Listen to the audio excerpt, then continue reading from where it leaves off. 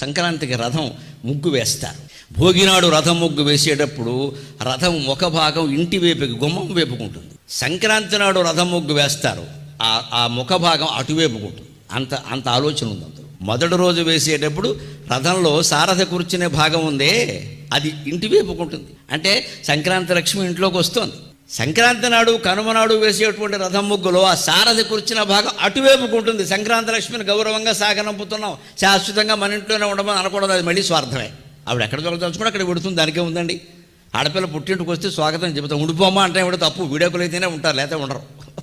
ఒకవేళ ఆవిడ ఏదైనా నాకు వెళ్ళాలని లేదంటే తప్పమ్మా, వెళ్ళేనమ్మా అలా ఉండకూడదు నచ్చేసి పంపిస్తాం. అంటే సంక్రాంతి లక్ష్మేనా అంతే. అంచేది వచ్చేటప్పుడు ఆనందంగానే స్వాగతం చెప్పు, వెళ్ళేటప్పుడు ఆనందంగానే ఆడపిల్లని పంపించినట్టే.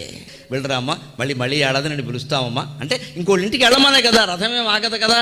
అంటే మన సౌభాగ్యంతో పాటుగా అందరి సౌభాగ్యాన్ని మనం కోరుతున్నాం.